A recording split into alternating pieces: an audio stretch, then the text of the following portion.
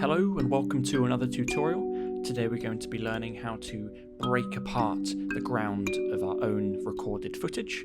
We're going to be motion tracking and then overlaying the texture of the ground onto the surface and then breaking it apart with rigid body physics. So it's going to be broken up into three parts then: the motion tracking side of it, the breaking apart of the object, and the shading. So I'm going to leave kind of links within the timeline that you can kind of jump around to if you want to find these more easily. So let's begin. We're going to want to have an image sequence of our footage so that we can more easily find the frame we want to bake our texture onto. So that will kind of make more sense as we go forward. So first of all, when we've got our image sequence footage, we can come up here to Video, VFX, Motion Tracking. And here we can click Open. And I know you can't see this right now. Maybe you can, I'm not sure. But you want to bring in your own footage. I'm going to find mine. And once it's all loaded in, mine's 140 frames.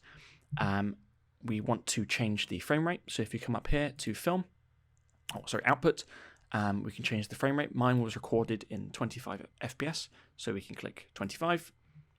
And we want to set scene frames over here. Set scene frames. And that will set it to the amount of frames. I think mine is a bit long though, so I'm going to cut mine down actually to maybe 70. Oh, that was a dash. 70 frames. Brilliant. So once we've got that, we want to click Prefetch, and that will kind of store our footage in the cache so it plays more easily. So this is my bit of footage that I'm going to be tracking my broken ground onto. So I think this part here is going to be broken up, but before we get ahead of ourselves, let's start motion tracking. So once we've set the frame rate, we can come over here to the tracking thing, and we can see these different settings here. So we want to set location to perspective. That gets a better track for us, and we want to normalize, so that kind of adjusts for lighting levels. Once we've done that, that's all good. We can start tracking our footage.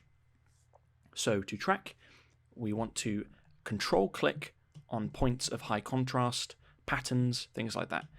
I'm not very specific with it. I like to just find random bits and click on them. And then if you do Alt S, it opens up this search area, and you can see the area it's searching within. So we can adjust those. So brilliant. So we need to click around on some points of high contrast. I'm literally just going to click down here at random points that I think look good. Make sure you're at frame 1, by the way. Sorry, I forgot to mention. Make sure you're at frame 1 so we can track through the whole footage.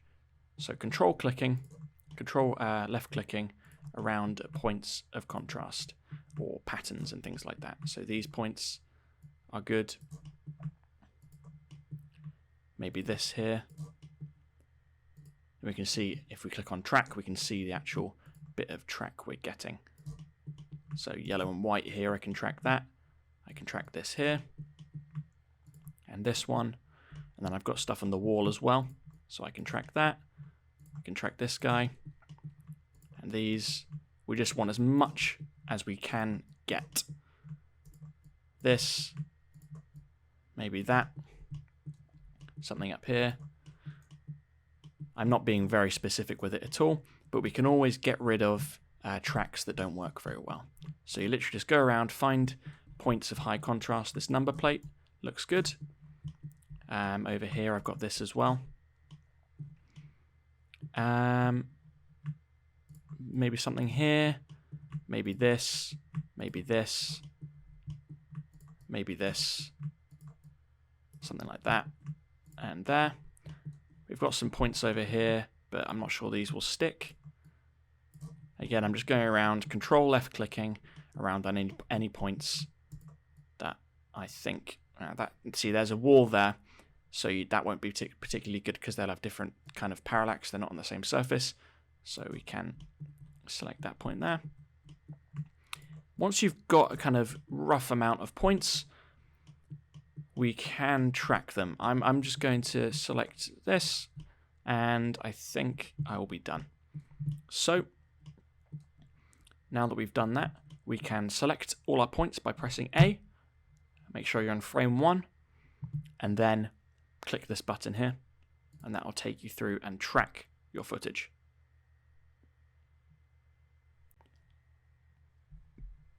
Brilliant. You can see though we've actually lost some tracks, so these red ones, they've lost their position, so we can delete those. This one, I don't know what is going on there. That's a bit weird. I'm going to kill him anyway. So it looks like quite a lot have managed to stick down and haven't actually lost their points over this period. Brilliant. I think that's because there's not much change in perspective, and I have tracked this footage before and it actually tracks okay.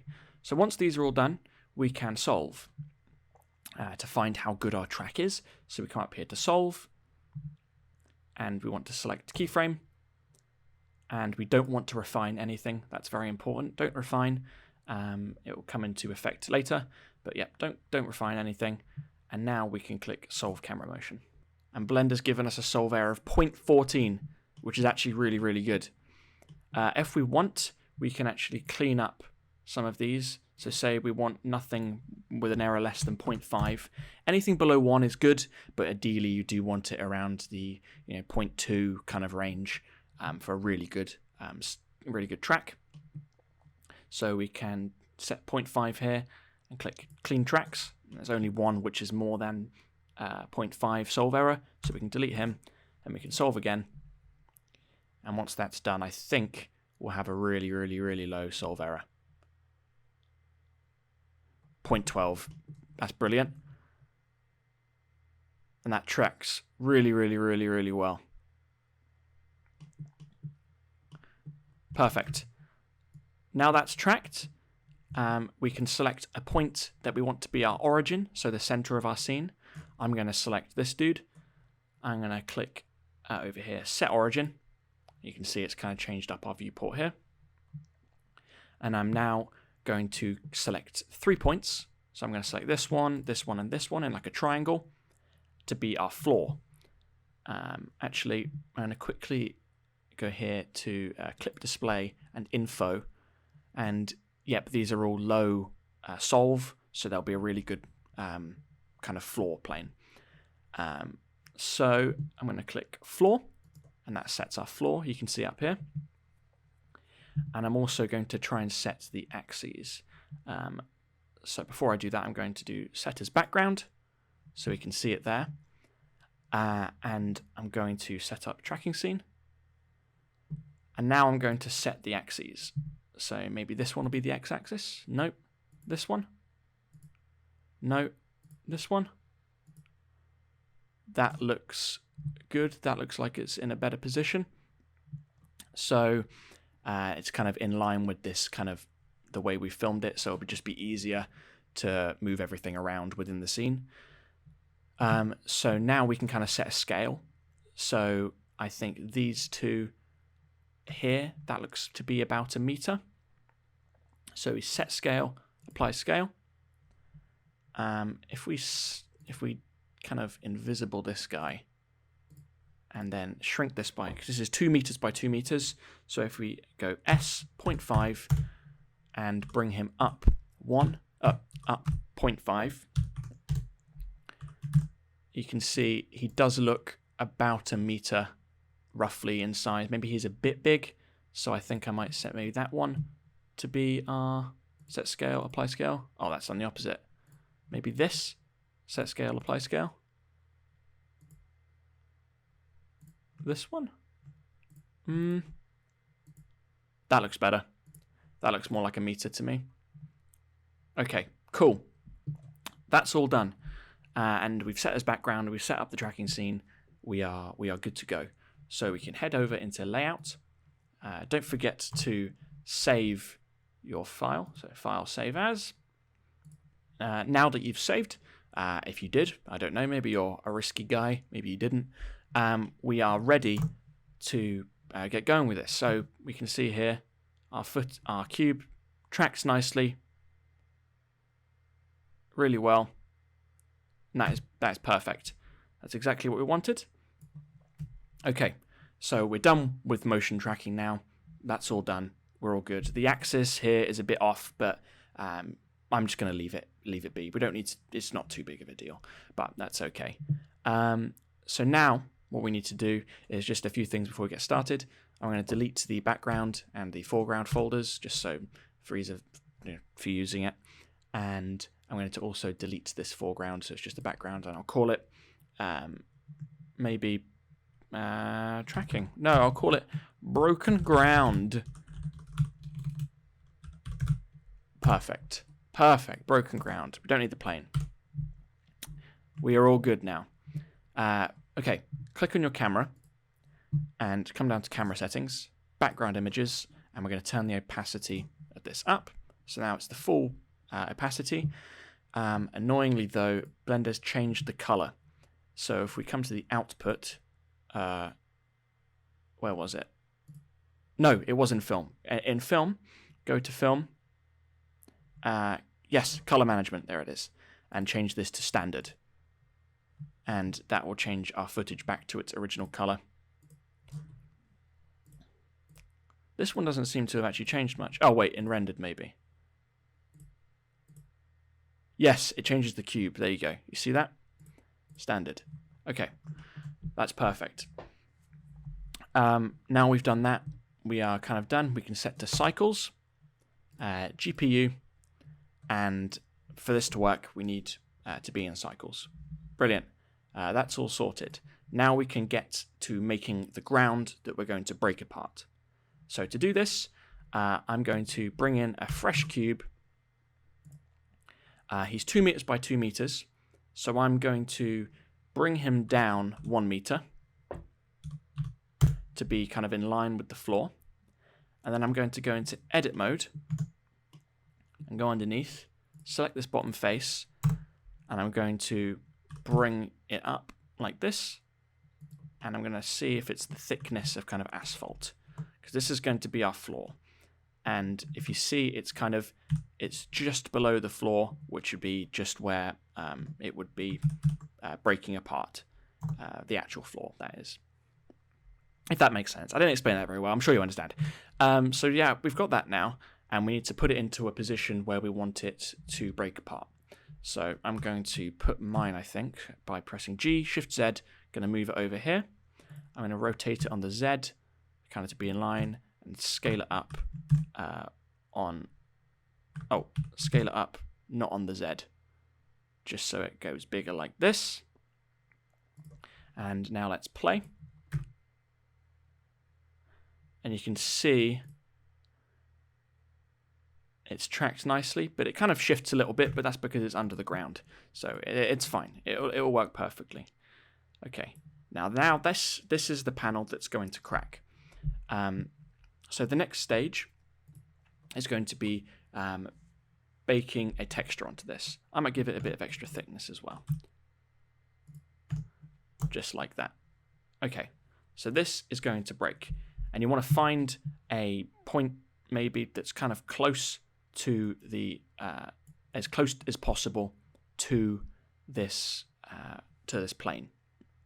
I'm just going to do around frame 10. Frame 10. Hi, this is Michael from the future.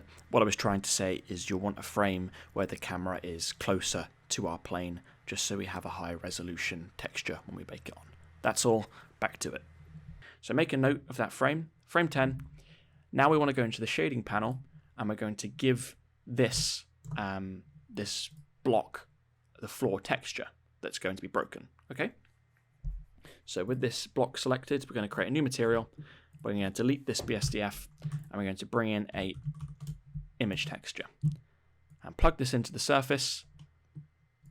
And now we want a texture coordinate, and we're going to bring in the window into this. Okay. So now we're going to open frame 10. So click open, go find your image sequence, and select frame 10. So I'm just navigating to mine. There we go. And you can see, without this window, it's just the texture.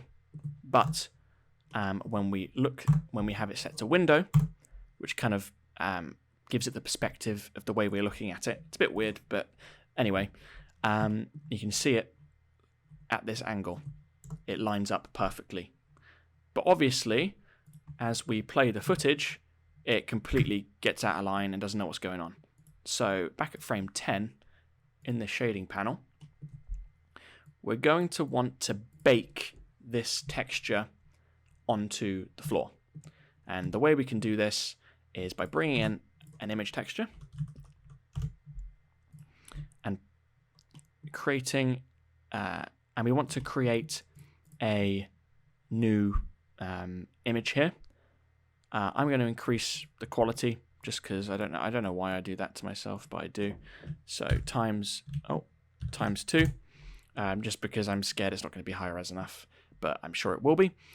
Now that's done, we select our cube and have this image texture selected. Come up to the film, make sure we're in cycles. It needs to be. It doesn't work in Eevee for whatever reason. Bake and bake. Okay, so I just had a few problems with baking the texture, but I figured out why. I forgot to UV unwrap.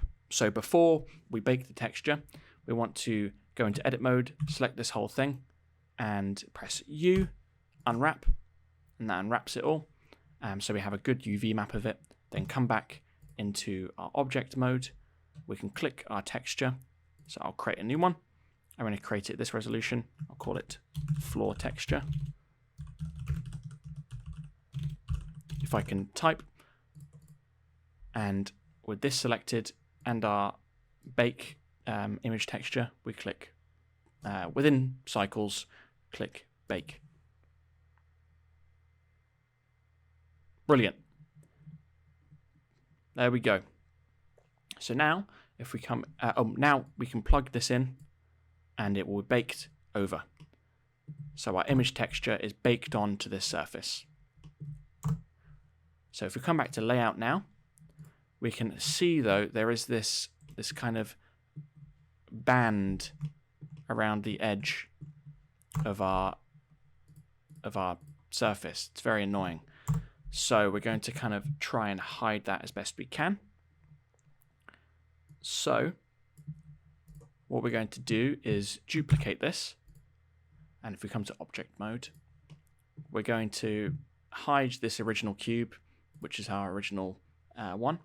And I'll go into image, into material mode just so we can see. So with this new cube selected, I'm just going to delete this top face, this bottom face. Is it deleting? There we go. These back faces, just like that. So now we've only got this front bit here. Okay. Now I'm going to go into vertice selection, select these bottom 2 vertices, extend them out, and bring them down, just like this. So kind of like a little skirt covering up the behind. I didn't mean to say. Right, brilliant. Now we're going to give these a material called holdout. So we can, out of edit mode, remove this material, create a new one called holdout. Here we are. And that allows us to, if we head into our film and turn on transparency, see through. It basically hides any objects within the scene behind it. So now it lines up nicely.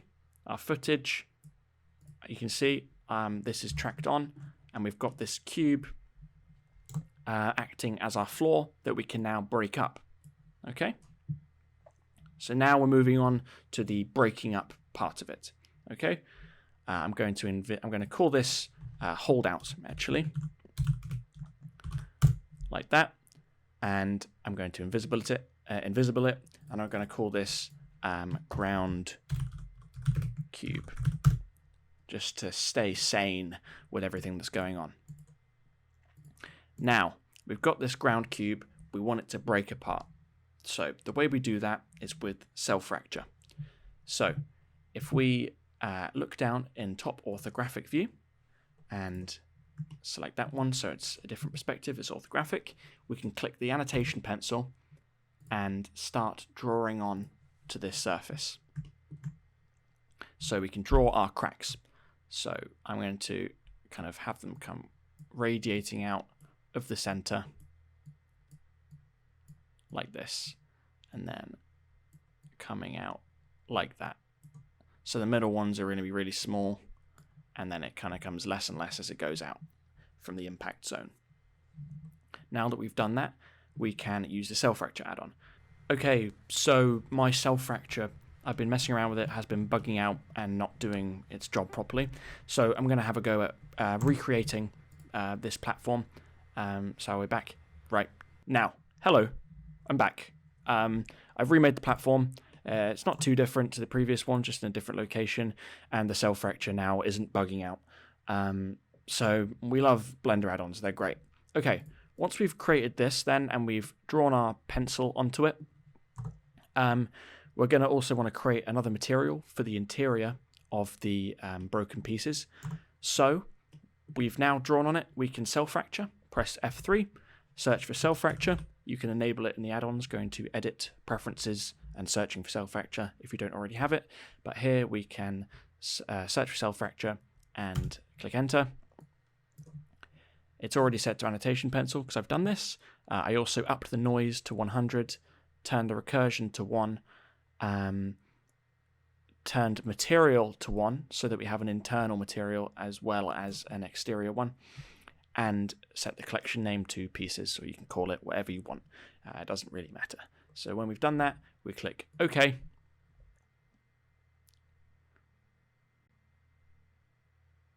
And that is all done, and it actually worked this time. I've never had a problem. It's typical. You come to the tutorial, you come to making the tutorial, do all the practices for it, learning all about it, and then when it comes to actually making it, yeah, all these problems. It's very frustrating. But here we are. We've got our cell-fractured piece, and inside of each of these pieces is the white material of the cube. It's actually kept the material. So if we come to our annotation pencil, we can now turn this off. We can invisible it here. And now we need to start animating. So what I'm going to do is invisible this cube. I'm going to call this, I need to rename them, ground cube. And this one is the skirt, isn't he? Hold out. Skirt, hold out. Because it looks like a skirt. Brilliant. I'm going to invisible this ground cube, and what we're going to do is have these outside pieces be passive, so they're not going to move, all these outside ones here. So we're going to go through and select these outside pieces, and they are going to contain our cracking floor. So with each of these outside pieces selected, we can always go back and find more or unselect them. I'm going to press M, new collection, passive. And these are going to be in their own passive container. And then these pieces are now, oh, see, we've got some little ones here. So if I invisible passive, you can see we've got these ones we missed on the outside. So I'm going to go through and select these and go M, passive, and this one too, and that one. And now that should be all the pieces on the inside are in our pieces, and all the passive are in, all the outside ones are in the passive. Okay, so we right click our passive, select objects, go to Object, Rigid Body, Add Passive, then select our pieces, select Objects, Object, Rigid Body, Add Active. Now, if we play our simulation, these all fall out. The middle ones all fall out downwards. And we can see, if we have a look through and turn on our skirt holdout, these are all the material as well. Perfect. And they all stay with our footage. It's looking really good. Okay, but obviously as they fall through, we need to put a block below them. So I'm going to bring in a cube. I'm going to bring it down on the Z. I'll look from the side and come into object view so I can see a bit better and get rid of this outline again. I'm going to bring it over on the Y, over here, and I'm going to expand it on everything but the Z by pressing G, Shift Z, and then bringing it G, Shift Z over here. Sorry, it's S, Shift Z for scaling, obviously, and G for moving. So now this can hold our pieces up. If we have a look on the side, we can see how close it is. I'm going to bring it down a bit. So now when it plays, they fall through. But this needs to be rigid body too. So come here, and I'm going to open this up a bit. Rigid body, passive. Now they fall through onto that. They are being a bit weird and acting a bit strangely. So just to preempt them being a bit weirder in the future, to kind of fix this, we're going to come to our rigid body world, which is in scene properties here. We're going to open up rigid body world, and we're going to up the solver iterations to 20, and I'm going to up the steps per second to 100. And that's just making it more accurate. Now, I'm not sure if this will change anything, but if we delete bakes and bake all dynamics, also set this to be 70. Bake all dynamics. I'm not sure if they're still acting a bit strangely, but when it comes to the actual animation, that will really help us out.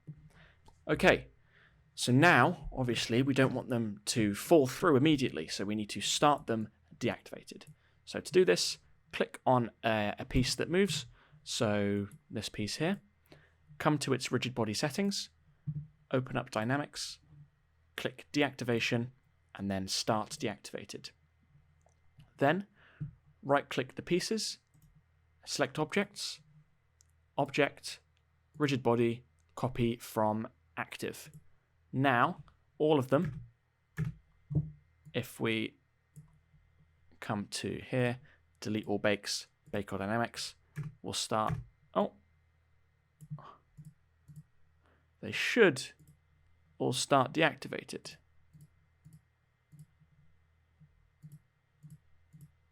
And they are, but for some reason they're moving. Delete all bakes. What if I up this to 30? Bake all dynamics. Perfect, that fixed it. Sometimes it's just the accuracy of the simulation that needs adjusting. So now they all start deactivated. And if we look through our camera and in material view, and we can invisible this cube, of course, he's in the wrong place. Let's put him into scene collection and call him passive cube. We can invisible him, and we can see when we have this skirt enabled, they all stay there nicely. Brilliant. Now what we can do is have a block fall from the sky and break these pieces, and we're pretty much done. So if we shift A, bring in a sphere, shade smooth. If I look in orthographic view, and G, shift Z, move him just over the top. Maybe I'll shrink him down a bit, and then bring him up on the Z. Let's get him to fall from out the frame. And let's set him to a rigid body, and let's give him a mass of maybe 3,000 kilograms. And if we bake, delete all bakes, bake all dynamics, and play this, you can see it breaks up the floor.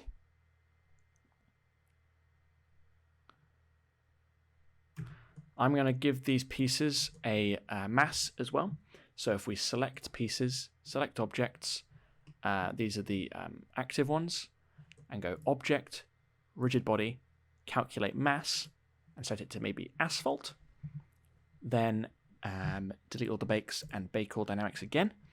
They might have a more realistic simulation. That looks better. But obviously we've got this kind of white material for the interior. So we've finished with the actual simulation now. We've actually completed all the stages of putting this together. And that is going to be pretty much our final simulation, our final rendered thing. It's just a matter of shading now and giving these a material. So that's going to be the next step, applying an internal material. So I'm going to begin by looking underneath this, the cubes. I'm going to hide the skirt again, and I'm going to select all the pieces here, and we're going to look underneath and go into edit mode. If I can.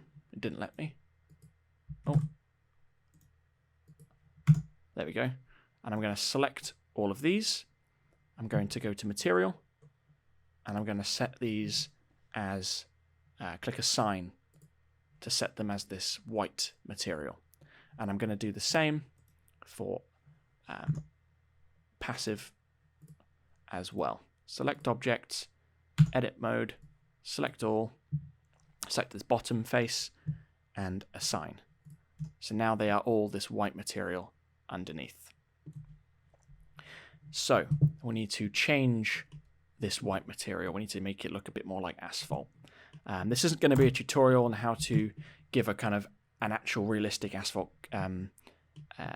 material. I'll leave a link in the description to one I followed that gave me a good one.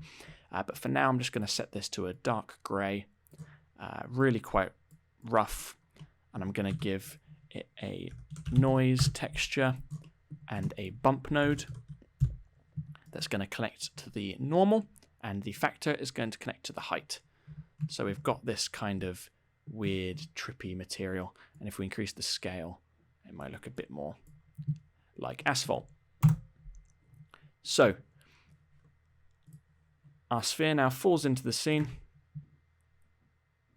and breaks up this surface. And we've got our asphalt material as well. If you're finding that you're seeing through to the kind of floor below, so there's a gap through if the pieces are flying out, then it might be worth bringing in okay, we're going to create a plane underneath to kind of cover up the bottom with asphalt as well. Just so it's the same kind of shape, I'm going to be using this original ground cube. I'm going to duplicate him. Duplicate and leave them there, and invisible the other one. And I'm going to hide these pieces. I'm going to delete this bottom face. I'm going to delete the vertices, so it's just that. Actually, no, the opposite. I'm going to delete the top face, delete those vertices, so I've got just this bottom one here, and I'm going to set it at this as this material. So now when we look through, we've got this material underneath the broken pieces, so that when this all breaks apart, say one of these were to fly out of there, you've got the material underneath, and then none of this original footage will show through. Okay, so I think that just about does it for this. If you want to set your render settings to maybe 100, and then come down here to performance, set these to 256. If you have a GPU, set it to a higher amount of pixels for each tile. If you're rendering on a CPU, you want it to be set lower. But that's about it. Make sure your film is set to transparent, and we are pretty much good to render. I can give my sphere a nice color, maybe a nice light blue, something like this. Let's have a look through at this, see how it looks. Obviously, when it comes to rendering, you're going to want to change some of these things which are enabled. So we don't want the ground cube, we don't want the passive cube, but we do want the holdout. You can have a light if you'd like it, or an HDRI to light your scene. It's up to you. We do want this ground cube because that's our asphalt material underneath. We want the pieces and the passive as well. Perfect. So yeah, this is our final render.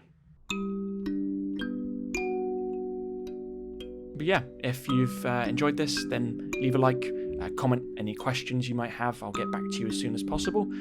And yeah, that's about it. Have a good one. See you later.